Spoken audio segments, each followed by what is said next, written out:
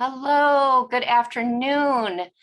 Thank you all for being here. This is our last SummerWorks Career Sneak Peek week. We are super excited to have representatives from General Motors here, Perry Gilbert and his colleague Blair Frambrough. And as you are starting to trickle in, I'm just going to go over a little bit of housekeeping. My name is Michelle Galbraith. I am with Amy Cell Talent, and I will be facilitating today's session. And with that, joining me today on behalf of SummerWorks is Dallas Solomon. Many of you know him. He's been supporting and guiding our young adults every year in the SummerWorks program.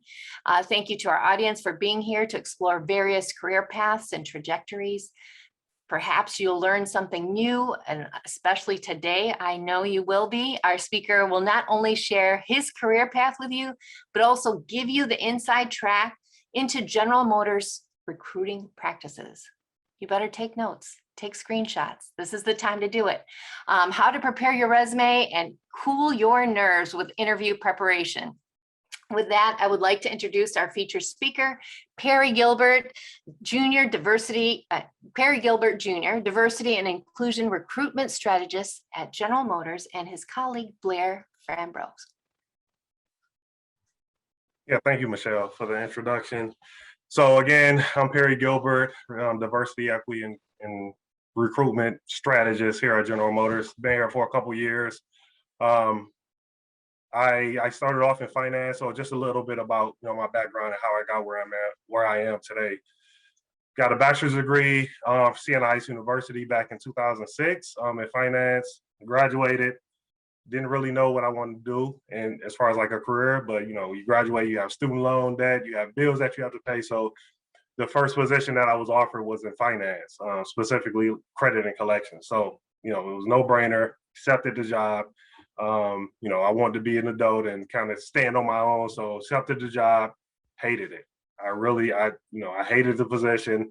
Sucked it up. Did it for a few years, and then later on down the line, Blair and I are pretty close. So he was telling me about, his career in HR and how he liked it. So I decided to kind of transition. At my previous employer at ProQuest, I decided to try to take on some more HR related assignments. So I asked if I could take on some stretch assignments working with the payroll department, benefits team within the company, so I can get that HR experience. Fell in love with it. Decided to go back to school to get my MBA, and with a concentration in human resource management, and that led me to where I am today. So been with General Motors for almost 2 years. It's been a great experience so far. Learned a lot. Obviously, it's a pretty massive organization, so it can be overwhelming at times. But the culture, the team that I work with is, we're like a family. So I think we have really relevant, beneficial information to share with you all today. Hopefully, you can take some of that out of it, take something out of it, and it'll assist you as you continue on your journey in your career. So with that, I'll pass it on to Blair. All right, hello and good afternoon, everyone. So my name is Blair Frambrough. My pronouns are he, him, and his. I'm a diversity, equity, and inclusion strategist with General Motors as well. I've been with the company for 5.5 years on many assignments. In regards to just my background and skills, I have an undergrad degree from Baker College in graphic and web design, and I decided to transition to HR, and I went to Central Michigan University and I received my master's degree in human resources management. So just like as Perry mentioned, you find yourself getting to an HR role and you start to love it. So I've been supporting more of the talent acquisition industry field, whether it's agency recruiting or working for large Fortune 500 organizations for over the past 10 years. So pretty much my role and responsibility is to helping General Motors ensure that we're building an inclusive workforce, bringing in the best talent, and making sure diversity and inclusion is on the forefront in regards to just how we operate as a culture. So that's pretty much my background. I look forward to presenting with you alongside with Perry for the next hour. Good. You see it. All right. Change. You can resist it, be left behind, or embrace it and move forward. We're driving it Everywhere. We emit optimism, not exhaust. We plug in our vehicles as naturally as we charge our phones. We don't judge cars by the rev of an engine, But by the hum of progress. We are Generation E. United. not by age. But by the desire. We're smart, clean, and safe. To also be fun, easy, And powerful. And our power Comes from this. Ultium. a battery that charges fast. Runs long. It fits everyone. Because when it comes to this all-electric future, Nobody Nobody will be left out. And that changes everything.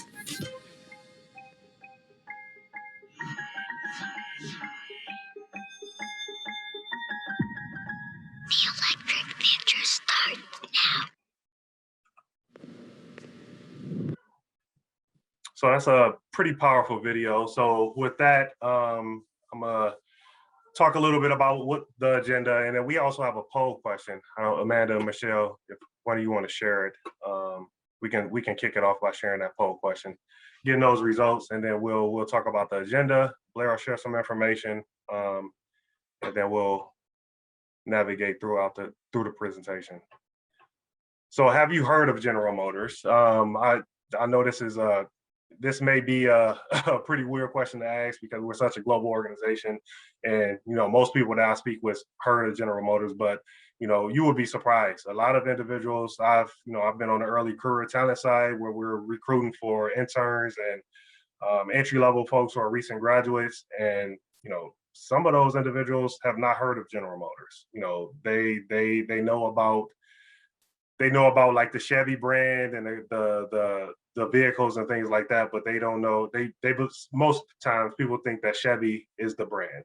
That's it. They don't know that we have Cadillac, we have GMC. So it's that's just one part of our organization that they know about. So I don't know if were there any results that you all want to share?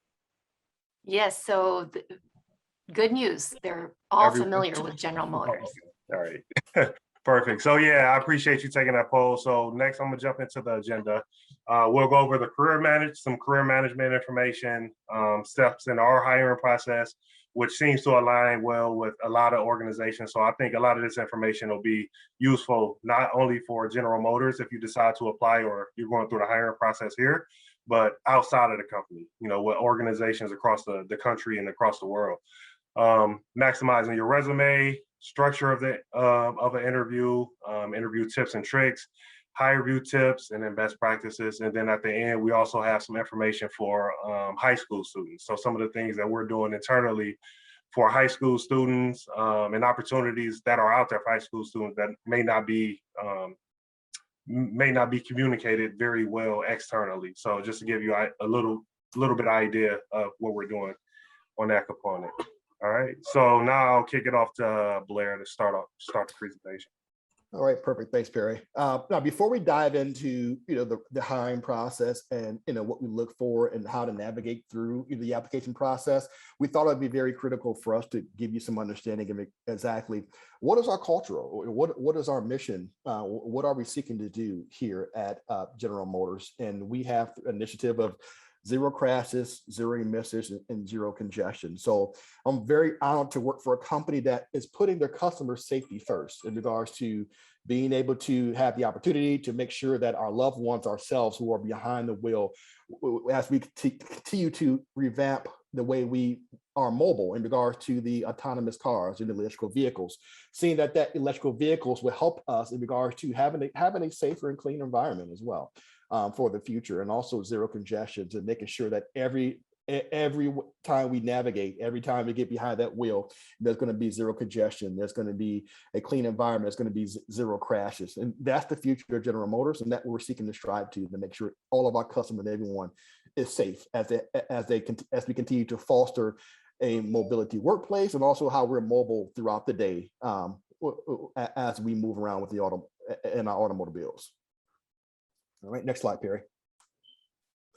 All right, and I wanted to share one of the most important components of General Motors and our overall initiative is our very own Mary Barra has related a statement in regards to this General Motors as a culture, and also in regards to inclusion and Mary's personal commitment to ensure that the leadership of General Motors and the extension of the GM family, we want to remain aware of our responsibility to bring in awareness of injustice, because awareness leads to dialogue, dialogue leads to understanding, and understanding leads to change.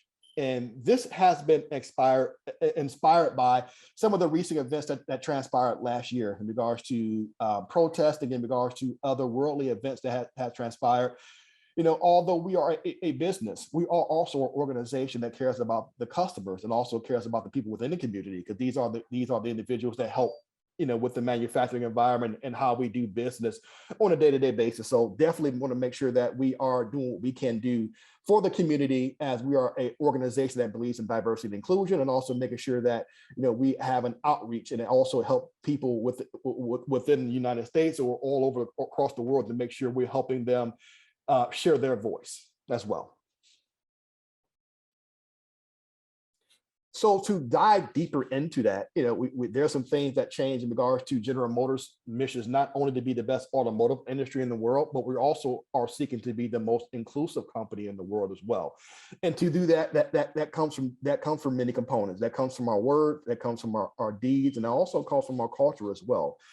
As of last year, we have committed to building an inclusion advisory board to make sure that we're doing everything that we can do in regards to support, you know, any type of protesting, any type of racism, any type of police brutality, or any type of leadership that needs to be done within the community, showing that we are not just we're not just talking the talk, we're walking the walk as well, making sure that we have things in place in regards to donating to various causes of the NAACP,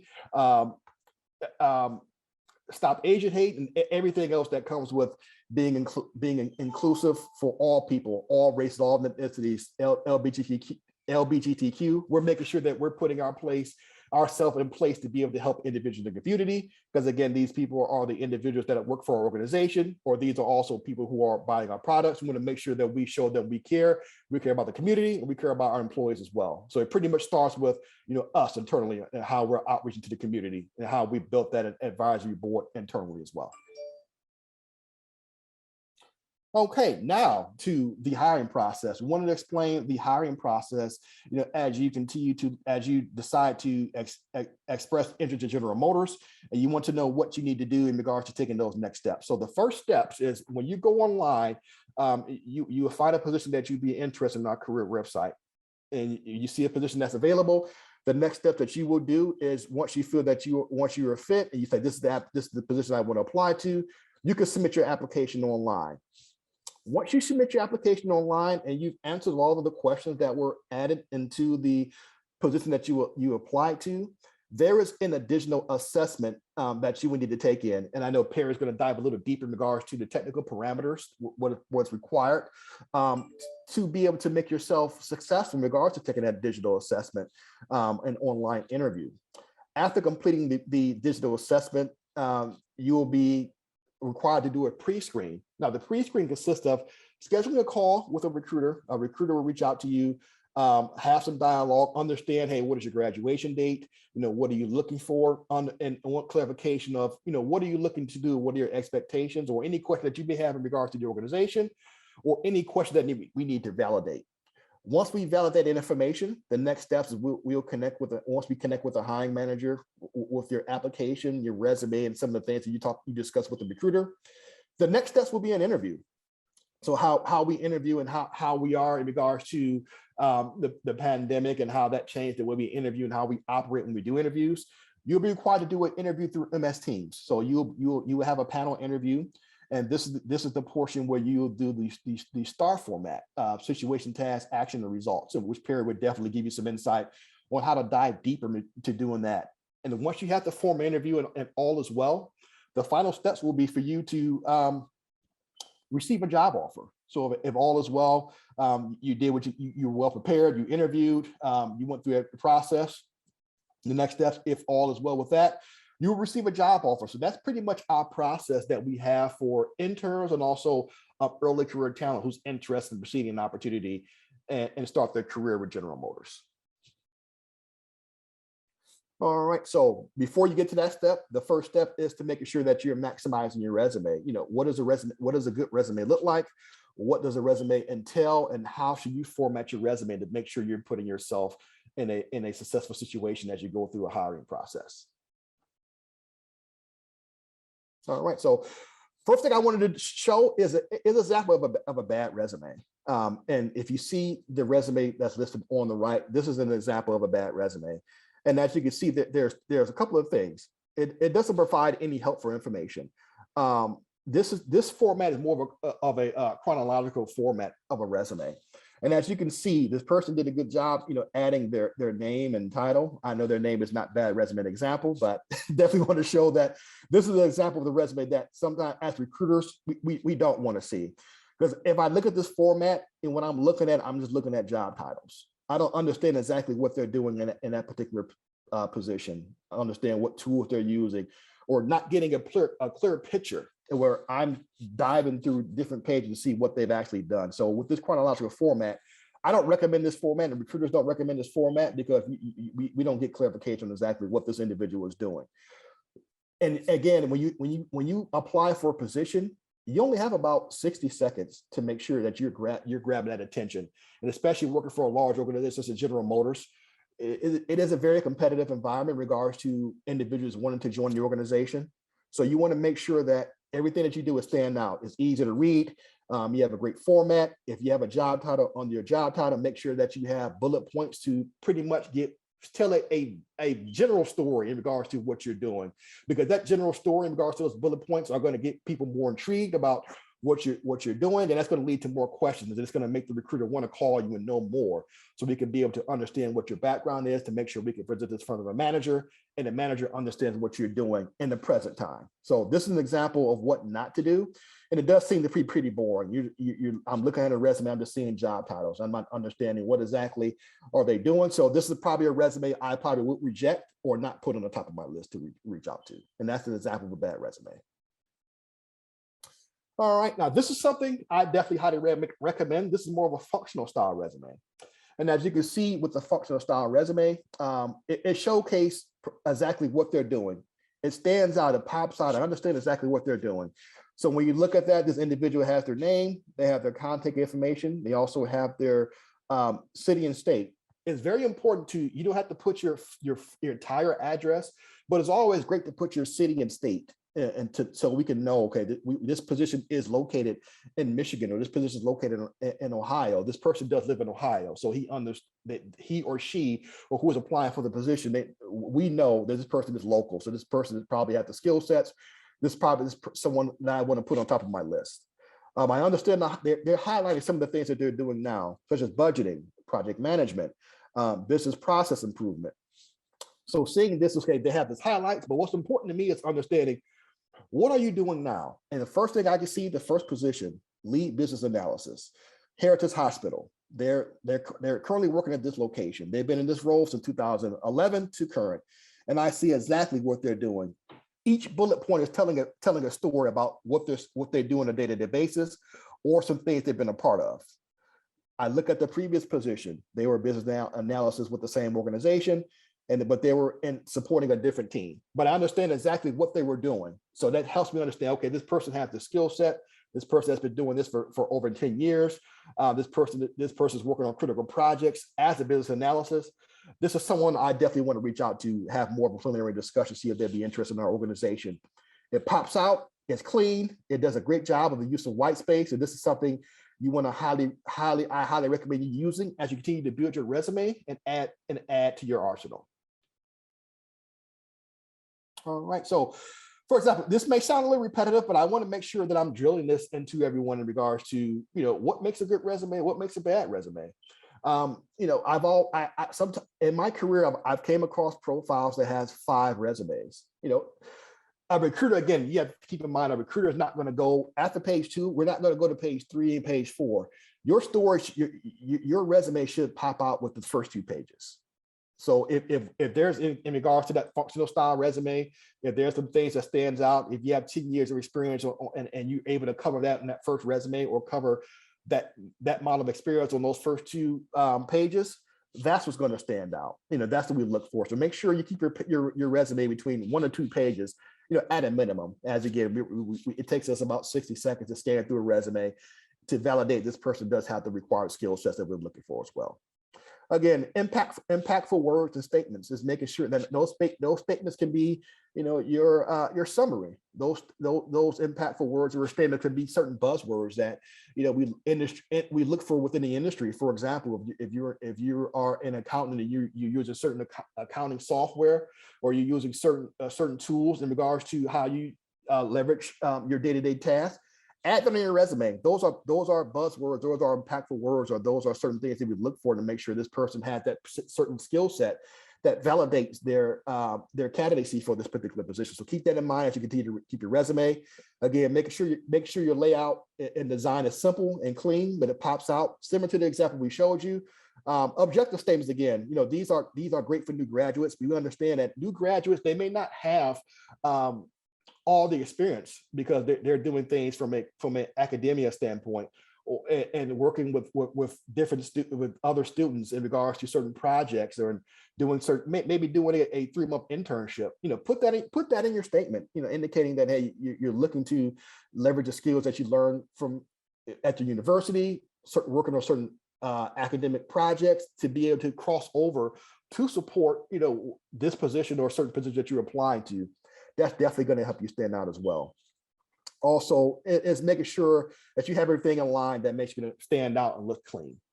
One thing I definitely would say about a bad resume is, don't provide redundant information. And redundant information can be anything. It can be, you're using the same bullet points for different job titles. You have a different job title, but some of your bullet points sound the same from one company to another. You want to make sure everything that you do is unique. You want to make sure every bullet point is different, but you want to make sure it does stand out as well. You don't want to create a resume, again, that's not too long. To keep in mind, again, 1 or 2 pages. I think that definitely would do, as you go through that process as well. One of the things I've seen that individuals have done that may not be as skilled in creating their resumes. I've seen people say, hey, I have the skills, I have difficulty verbalizing this on my resume. Let me copy and paste this job description, and they can understand, hey, this person has that skill set. So I don't, as a recruiter, and Perry can attest to this, that we want to make sure that when we look at your resume, we're not reading a job description. We want to hear words coming from you. We want to hear those action items. So when I read your resume and I'm seeing, hey, I was a part of, or I've developed, or I've created, those are the words we want to see again. When we look at that, not a job title. So that will be an automatic rejection. I would assume that someone just copy and pasting that because they don't know what to say. They don't have the skill set, so they're leveraging job requisitions to make sure that they are creating their resume. So that's definitely a huge no when you do that. Lack of qualitative. This last two, just make sure there's no grammatical errors of any kind. We know as we're diving and creating our resume, it can be a long process. One of the things I recommend is having a different set of eyes. Look at your resume. Have a friend, have a family member look at your resume. Make sure there's some things that you may have missed that they may notice, and that help you change your resume before you start submitting it for jobs. I've been doing my own resume for quite some time, and every time I update my resume, I always have someone else review my resume because there's one small attention to detail that I may have missed, or I could be exhausted doing my resume. So just keep in mind when you do your resume, make sure you leverage someone to help you look at that, to make sure that your first impression is your resume. So you want it to stand out and be the best. All right, so top 10 resume mistakes. Again, typos and grammatical errors.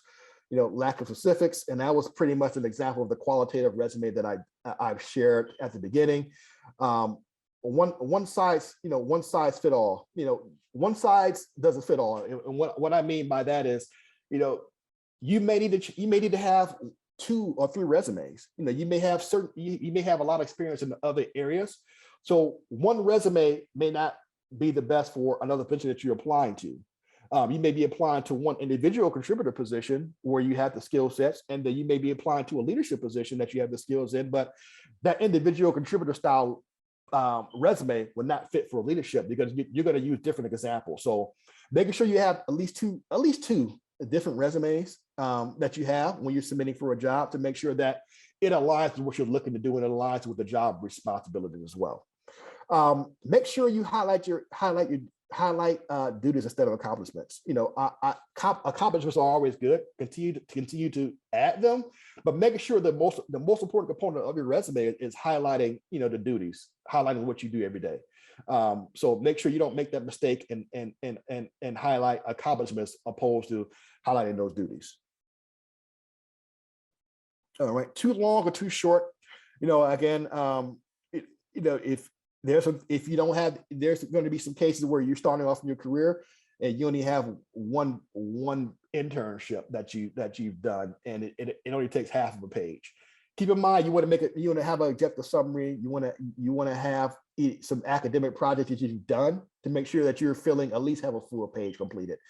And again, try your best not to go over 2 pages. Again, you're after 2 pages, you're going to lose your audience or who you're trying to attract. So making sure that your resume is at least one full page or 2 pages if needed. Weak job summary. I've seen job summaries that stated, I'm looking to excel in a new position. I mean, that's not showing passion of what you're looking for. When I look at a job summary, I definitely wanted to see more bullet points, more actions, or at least a few sentences saying, hey, I'm looking for this opportunity. My background with this organization has prepared me to excel in a new role. At least make it strong. It's not going to be the most important component of what outside of highlighting duties, but you definitely want to make sure your resume is standing out. Again, one of the mistakes I always think, lack of action verbs and impactful statements. Again, when we read your resume, this is the time for you to be selfish. We care about being someone who's a team player. We also care about individuals who work well with each other, but this is the time where you can show action to say what you've done on your resume. Omitting important information is definitely something that's to avoid. And important information can be, again, your city, your state. We want to know at least where you live to figure out, if for some reason a position can't relocate you and you're located outside of the state, more than likely, we won't know that. Or if you don't put your city and state there, we don't know where you're located. It may be hard to grasp if we want to reach out to you from that perspective. So make sure you at least have the city, your state, the location. All right, just make sure your resume is not too visibly busy. You don't have to put your personal picture or pretty colors on there to make sure that you want to keep it simple, just something that pops out. And also, just again, your incorrect contact information. We know email change, we know contact information changes. Make sure we have your correct information, and these are definitely mistakes that you want to avoid when you're building your resume. And I'll add me. to that, Blair. Oh. I'm sorry. Oh, Sorry, Michelle. I just wanted to piggyback off that, the errors on your resume. So I've experienced this firsthand where my process coming into General Motors, when I applied to the position, I didn't notice that my resume didn't have the G on Gmail. So I submitted my application, and then the recruiter was not able to get in contact with me for a while because, I'm sure she knew that, I was missing the G and it stood for Gmail, but, just that lack of attention to detail was enough for her to not want to reach out to me. So it's just those little things that you need to pay attention to and ensure that you're on top of all that, because that one minor setback or lack of attention to detail could be could stop you from getting a position that you really want. very true. We have a question, Perry and Blair. This is great. So the question is from the audience. I've heard that some companies have software, ATS systems, that look for certain keywords from the job description in the resume. Is this true? And if so, is it bad to kind of copy paste certain action verbs from the job description into the resume? That's a great question.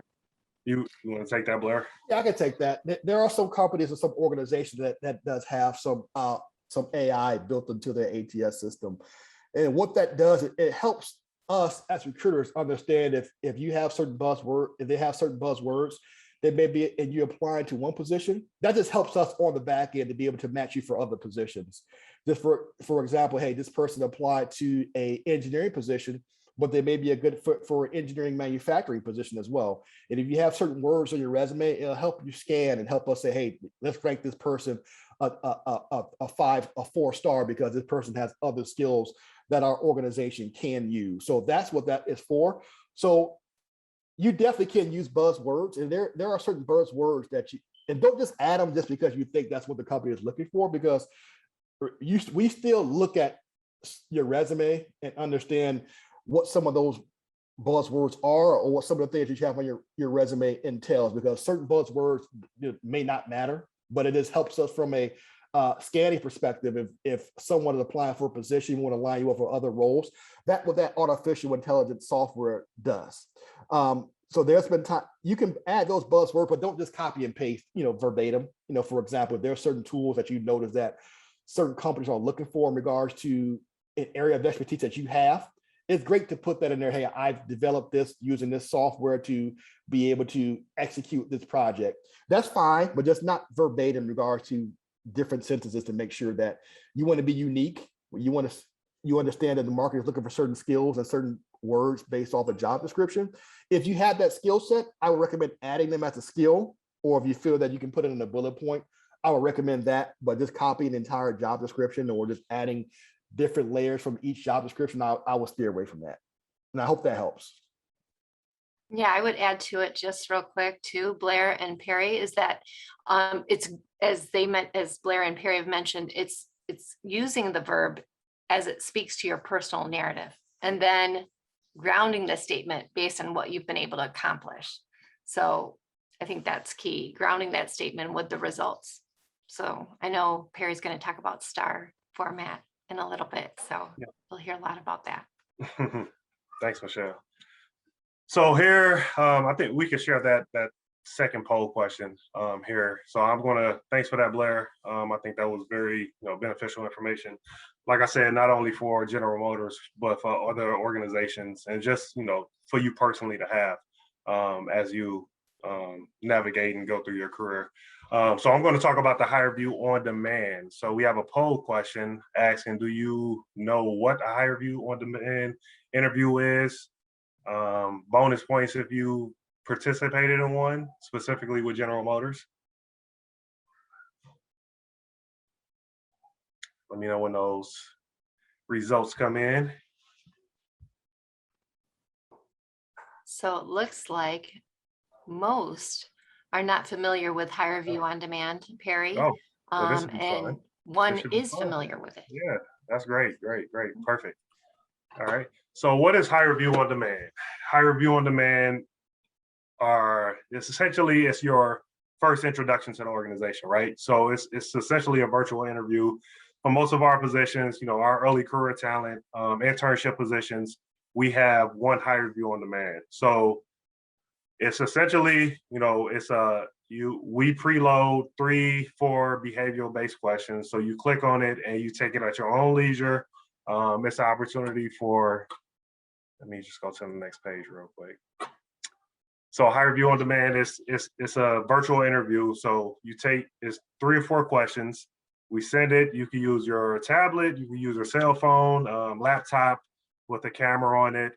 But essentially the system will ask you 3-4 behavioral based questions, and you record yourself as you respond to those questions, right? So it's a virtual interview, but you're just doing it with yourself, you and your device. So some of the tips and tricks to be successful at the HireVue, obviously you want to be prepared, because when you're prepared, you're more confident, and essentially you'll do better at whatever it is that you're doing. So, tip 1, find a quiet place. You want to make sure there's no distractions. You don't want to do this in a Starbucks or a car park, or a car in your car in a parking lot, or where you're with your roommates or your parents or anyone in the background. You want to make sure you're in a quiet space where you could just focus on the specific HireVue and the questions and answering those questions, right? You want to make sure you dress professionally. I don't know about you all, but most times, when I feel like I look good and it makes me feel good, right? So you're going to exude that confidence when you're going through the interview process, or you're completing this HireVue on demand assessment. If you feel like you look good, you're prepared, and you're ready, right? So you'll do better and you'll exude that confidence that we're looking for and that passion that we're looking for when we're reviewing this information, right? Consider lighting and positioning. You want to really check your posture and make sure you're sitting up straight. You want to make sure that your laptop or your camera is in a direct line of sight so that the individuals who are reviewing the HireVue on demand assessment is able to see you, they're able to hear you and understand exactly what you're saying. Research questions. So this a little bit, piggybacks off what Blair said. Just be prepared, right? So there's a lot of different resources out there to kind of help you understand what behavioral interview questions are, give you sample questions so that you can practice, right? So you can, ask your friend to do a mock interview with you, or you can record yourself answering specific behavioral interview questions. From my experience, the more time you do it, the better you'll become at it. So just getting that practice in, that practice, and being as prepared as possible. So when it's time to answer these questions, it's really like the second nature to you, right? You're confident, you're passionate, and then that's reflected in the results, right?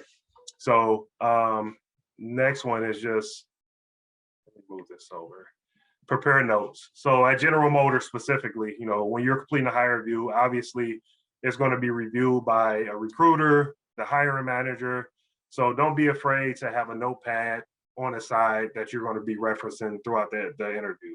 Take notes on, do your research and look at the job description, what we're looking for as far as characteristics, past experience and things like that.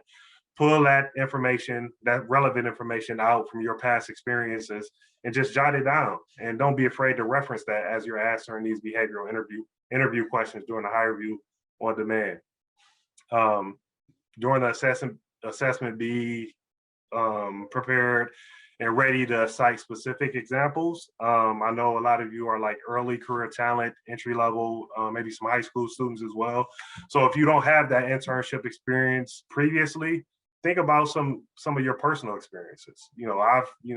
I interviewed individuals who didn't have internship experience for our entry level and internship positions. And a lot of them use like real world personal experience. Like, hey, I'm looking to be an engineer because when I was 12, my grandfather and I, we rebuilt an engine on a hot rod, or we did this, or we did this type of project. So even if you have those personal experiences that may not be professional experiences, use those instances, pull out details from that and speak about it. Be prepared to speak about it. And then finally, just relax and be you. General Motors, we're trying to build a more diverse workforce. So we want you to be unapologetically, authentically yourself and not be afraid to do so. So, we're obviously, if you get to the HireVue on demand step in the process, it's for a reason. We're interested in you. We like what you had on your resume and we want to learn more about you. So just be yourself. It's your time to shine. You want to make sure you're as prepared as possible to kind of take this on, because this is an important step in the process in your introduction to the organization and the first time that we'll visibly see you and hear you speak. So it's important that you are prepared for it. So this is just some technology tips and tricks for the HireVue on demand. So like I said, once you complete it, the results or the finished product of it will be sent back to us, and a recruiter and a hiring manager will review it to determine if we want to move to the next step of the process, which is that phone screen that Blair spoke about. So technology check, like I said, just make sure you have good posture, your laptop or device is in you have a good setup, so you're not seeing the ceiling as you see on this bad eye line chart, or you're looking down or too close to the camera or too far back. Make sure you're comfortable and you're in a position where you feel good and you feel comfortable and confident to do your best. All right, so next, technology check. So this is important as well. So if you're using a laptop or a phone, it's important to ensure that your software is all updated, because you don't want to get in the middle of the HireVue on demand assessment and your computer shuts down, or your tablet shuts down, or whatever device you're using shuts down because it has to update. There's been too many times in my professional life where it's time for me to do a meeting, and I've been pushing back this update that's been required for 2 weeks. And then soon as I'm about to start this meeting, it's required, and my computer just shuts down. So you want to make sure everything is up to date. You want to make sure any other browsers that you have open are minimized or closed to ensure that you can solely focus on the HireVue on demand assessment. Again, this is just additional information I just went over. So just like I said, minimize any other browsers, minimize your other internet usage. If you're at home and you have other things connected to your Wi-Fi or your router, make sure you disconnect those so that, there's no internet issues or anything like that. All right, so now I'll go over interviewing. And I think this is a good point to share the STAR technique poll question.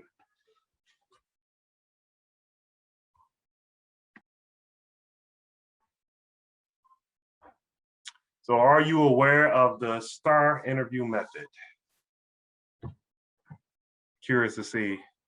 I know a lot of people were not aware of HireVue, so curious to see how many people are aware of the STAR interview method.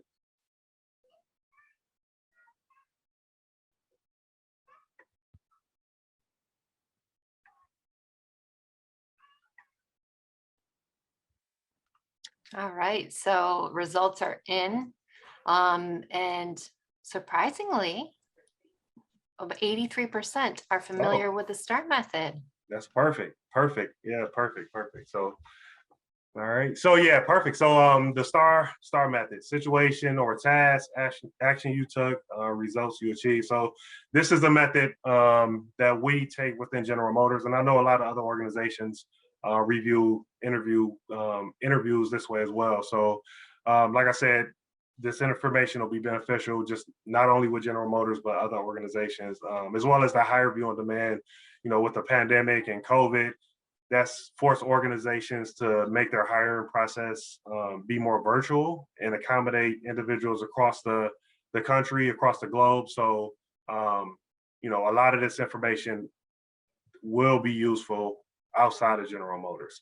All right, so situation, task, action, and then results. Like I said, this is the STAR method. Briefly describe a situation when you're responsible for completing a defined task. And as I said, this not only works with your work experience, but it also works with any personal experience if you don't have that traditional work experience with like internships before you apply to a specific position. So you want to focus specifically on that situation or task that you were assigned. Focus on the action you took. That goes back to those action keywords that Blair spoke about. Speak about the specific action you took or the team you led, what they took, or if you were working on a school assignment during your educational time, speak about the action you personally took or the action that you asked your teammates to take to accommodate whatever goal you guys wanted to achieve. And then lastly, think about the results you achieved. What happened? How was the event resolved? What did you accomplish? What was the impact? What was the impact on the group or whatever the objective is that you were trying to complete? What was the impact on that? Did you get it completed? Did you have to go back to the drawing board? What was the outcome? All right. Any questions on any of this? No? All right. Perfect. So interview tips and tricks. Again, it's about preparation, right? So when you apply to the position, save it, right? Because that's one of the biggest things, copy and paste the job description or, save the link to the position. A lot of times, once you apply and you start going through the interview process, I know General Motors will take the position down. So you won't have access to it any longer. So once you apply to it, copy and paste it, save it in a Word document or wherever you want to save it so you can always reference that as you go through the hiring process. You don't want to be one of those individuals who reach out to the recruiter, before you're finna interview, like, hey, can you send me a copy of the job description? You should be prepared. You should have that information. So, whatever position you apply to, make sure you save the job description and study it and make sure you fully understand what we're looking for and how your skill set aligns with that. so that'll help you pull out those specific experiences in your past that align with what we're looking for, different responsibilities, educational background, and be able to speak to that throughout the interview process. Review the question types. I identify the job required competency, so skill set that we're looking for. If we're looking for a specific degree type, understand that and how your educational background and projects that you worked on throughout your educational journey align with what we're looking for in that position. Be prepared to discuss your strengths and your skills and your weaknesses as well during the interview process. Again, this is your time to shine, so you want to make sure that you kind of brag on yourself. It's a thin line between being confident and cocky, but we're looking for people who are confident and they're passionate about what they're doing and where they want to be in their career. All right. And think of questions to ask. This is key. It bothers me a little bit when I speak to people and they don't have any type of questions for the organization or for me as a recruiter. Like nothing you don't want to ask about like the culture of the team. What's my experience been like working in the organization? You should have at least 2 questions that you're prepared to ask either the recruiter or a hiring manager, whoever you're speaking with. Always be prepared with a couple questions. There's tons of different sample questions out there, or just think about something that you want to learn more about the team or the organization or the expectations of the position. Write those down so you're prepared to ask those. Learn about your interview team. Don't be afraid. Typically in General Motors, we'll send you the interview team before your interview, but don't be afraid to reach out to the recruiter and ask, who am I interviewing with? What's their titles within the organization? Don't be afraid to look those individuals up and connect on LinkedIn as well. Typically, that's what I do. If I have the interview team, I know who I'm interviewing with. I'll look them up on LinkedIn, try to connect with them, learn more about their background, because that'll also help you with thinking about some questions that you want to ask. If you know their background and their history and their journey by looking at their LinkedIn profile, that'll give you some additional questions that you could possibly ask. And then lastly, just continue to practice. Like when you practice, you're more prepared and you'll present yourself better and feel more confident throughout the interview process.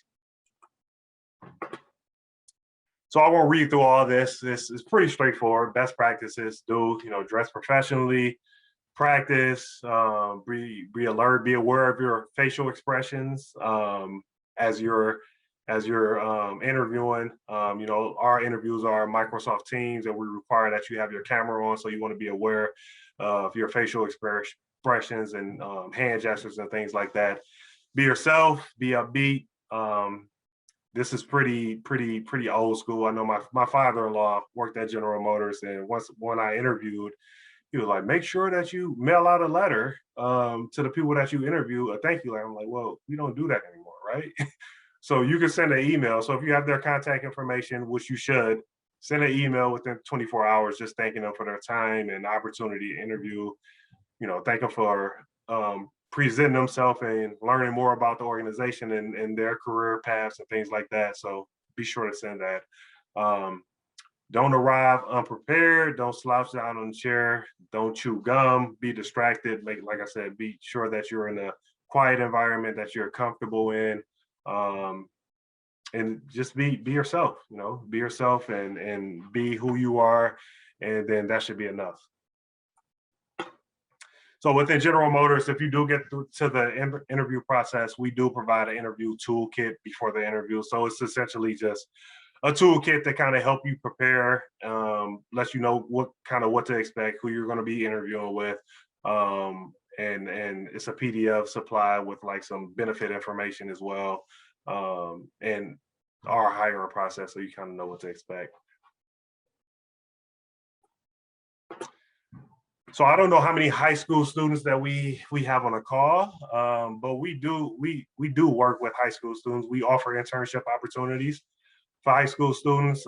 This is pretty new to me. I'm more so on the entry level internship space. So I had to do some digging to learn more about what we're doing externally for high school internships. So We work typically each year in the summertime, we work with seven high schools throughout Michigan, right? So we pick 7 high schools. So the 2022 group of high schools is still to be determined.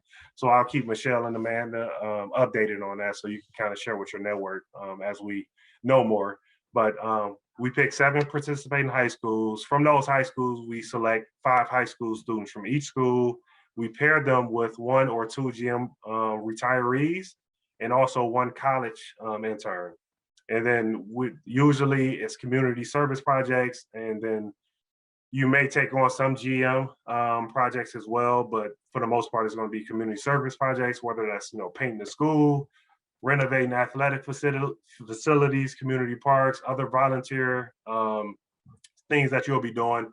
But it gives you an opportunity to kind of build your network first and foremost. You get that real world experience.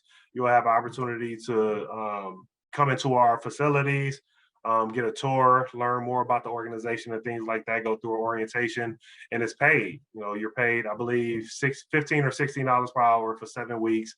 But the biggest thing from my perspective is just getting you that real world experience, and then networking, building your network with those other individuals that you're going to be working with the organization, and getting the opportunity to kind of, get that real world experience, because this is definitely something that you'll be able to put on your resume and reference as you continue to grow within your career.